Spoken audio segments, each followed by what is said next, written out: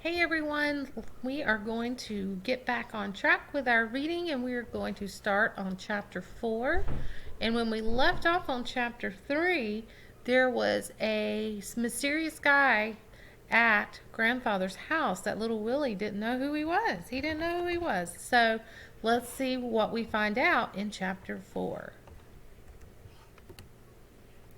In chapter 4, the reason.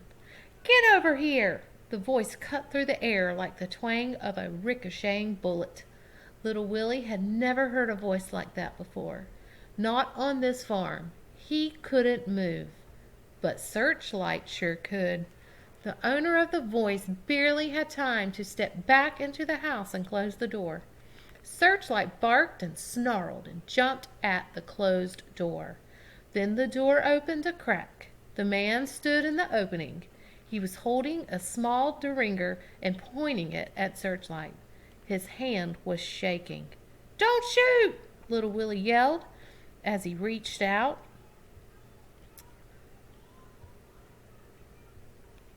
and touched Searchlight gently on the back.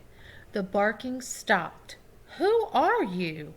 "Name's Clifford Snyder, State of Wyoming," the man said with authority.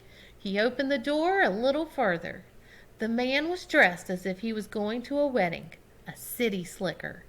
He was short, with a small head and a thin, droopy mustache that reminded little Willie of the last time he'd drunk a glass of milk in a hurry. "What do you want?" little Willie asked. "Official business. Can't the old man inside talk?" "Not regular talk. We have a code. I can show you." As little Willie reached for the door, Clifford Snyder again aimed his gun at Searchlight, who had begun to growl. "Leave that thing outside," he demanded. "She'll be all right if you put your gun away."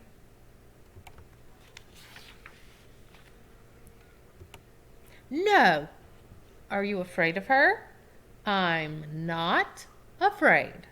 Dogs can always tell when someone's afraid of them. Just get in this house this minute." Clifford Snyder yelled and his face turned red. Little Willie left Searchlight outside, but Clifford Snyder wouldn't put his gun away until they were all the way into Grandfather's bedroom. And then he insisted that little Willie shut the door. Grandfather's eyes were wide open and fixed on the ceiling. He looked much older and much more tired than he had this morning. "You are no better than other folks," Clifford Snyder began as he lit up a long, thin cigar and blew smoke toward the ceiling. "And anyway, it's the law, plain and simple." Little Willie didn't say anything. He was busy combing Grandfather's hair, like he did every day when he got home. When he finished, he held up the mirror so Grandfather could see. "I'm warning you," Clifford Snyder continued. "If you don't pay, we have our ways. And it's all legal, all fair and legal. You're no better than other folks." "Do we owe you some money, Mr. Snyder?" little Willie asked. "Taxes, son. Taxes on this farm. Your grandfather there hasn't been paying them." Little Willie was confused. Taxes? Grandfather had always paid every bill and always on time. And little Willie did the same. So what was this about taxes? Grandfather had never mentioned them before. There must be some mistake. "Is it true?" little Willie asked Grandfather. But Grandfather didn't answer. Apparently he had gotten worse during the day. He didn't move his hand or even his fingers. "Ask him about the letters," piped up Clifford Snyder. "What letters?" "Every year we send a letter, a tax bill showing how much you owe." "I've never seen one," insisted little Willie. "Probably threw 'em out." "Are you sure?" began little Willie, and then he remembered the strong box. He removed the boards, then lifted the heavy box up onto the floor. He opened it and removed the papers. The papers he remembered seeing when he had looked for the money to rent the horse. "Are these the letters?" he asked. Clifford Snyder snatched the letters from little Willie's hand and examined them. "Yep, sure are," he said. These go back over 10 years. He held up one of the letters. This here is the last one we sent. Little Willie looked at the paper.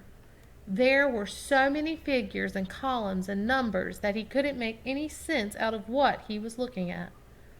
"How much do we owe you, Mr. Snyder?" "Says right here, clear as bell." The short man jabbed his short finger at the bottom of the page. Little Willie's eyes popped open. $500? We owe you $500? Clifford Snyder nodded, rocking forward onto his toes, making himself taller. "And if you don't pay," he said, "I figure this here farm is just about worth—" "You can't take our farm away!" Little Willie screamed, and Searchlight began barking outside.